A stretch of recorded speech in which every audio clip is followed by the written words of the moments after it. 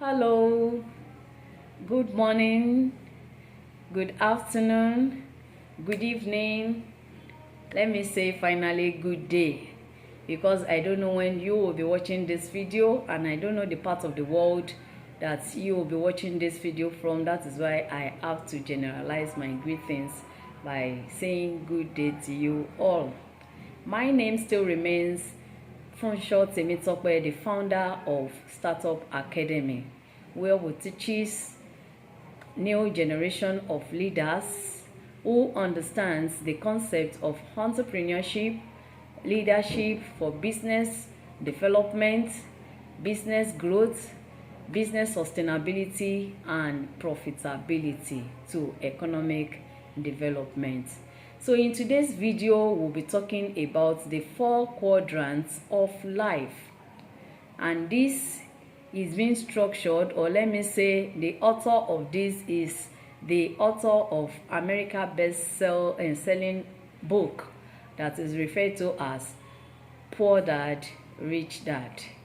So he is able to classify everybody into 4 major classifications that we call the 4 quadrants.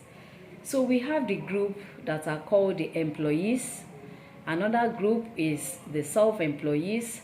The third one is the business owners, and the fourth one is the investors. So let me quickly go through the 4 of these quadrants. The employees, they are the group of people that worked in a paid employment. So they work to earn living for themselves. So the job or the work done is being remunerated either in wages or in salary. It depends on the agreed period of payment. It could be for hours, it could be for days, it could be for weeks, or finally a month.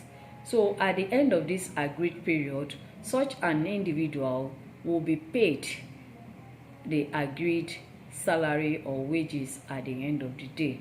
So they are called employees. They work for another person. They work in an existing organizations. Examples are bankers, examples are nurses, examples are marketers, examples are production managers, examples, several examples. Any post or position you could find yourself in a working environment, so you belong to this first quadrant. Then the second one is the self-employees. They are the group of professionals. We have the professionals like accountants, we have professionals like doctors, we have professionals like lawyers, we have professionals like teachers. So these people, their own business or their job cannot exist without them being present in that business. So they must be present before their services can be rendered. They must be present before their products can be sold. So that is why they are called self-employees.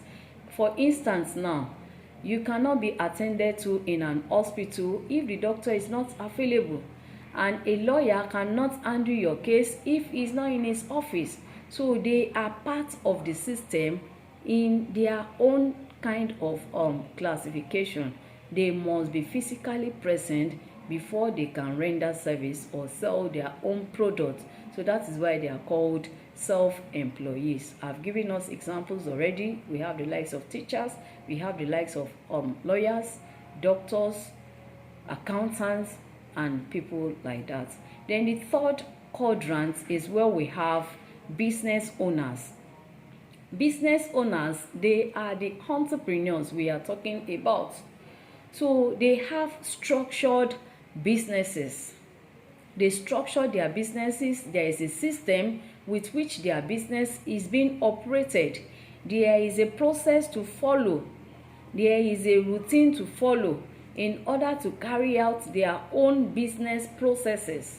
They might not necessarily be present before their own business is being carried out, before their services is being sold, before their products are being sold.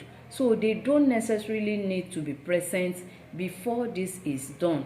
So they are the structured business owners. They are called entrepreneurs.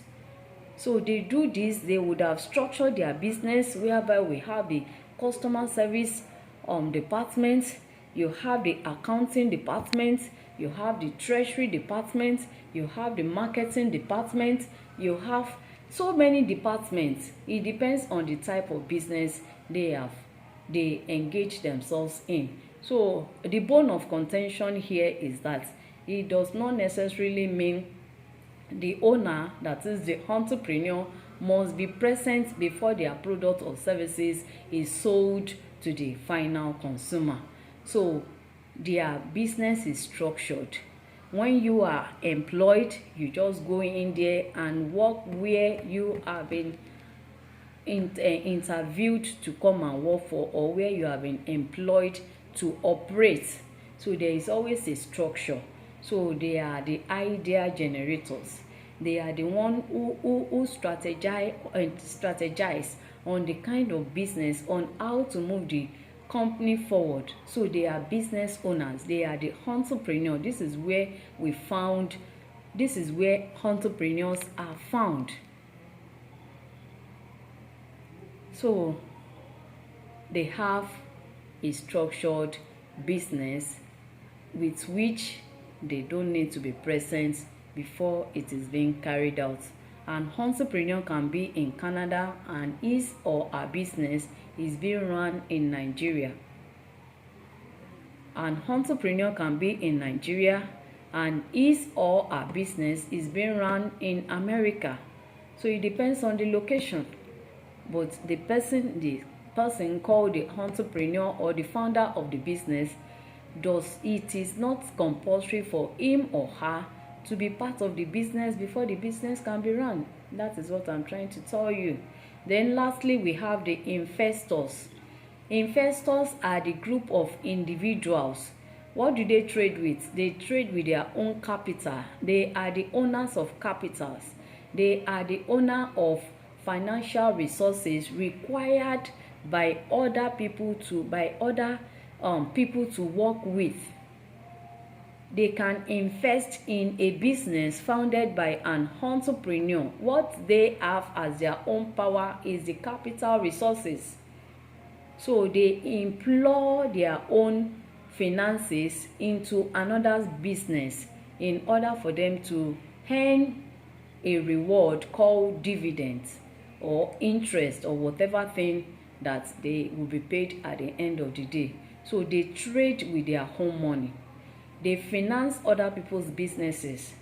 They invest in other people's businesses, and at the end of the day, they will earn dividends or interest or whatever thing that is being called at the end of the day. What they have is capital resources. So they are investors. So in life, you either find yourself as an employee, you either find yourself as a self-employee, or business owners, that is the entrepreneurs, or investments, which are referred to as investors. I hope I've been able to help you with this video. If I have, I still remain yours, Temitope Funsho, the founder of Startup Academy. Find a way to register with us in the academy. You will know and understand more of this when you register with us in our academy.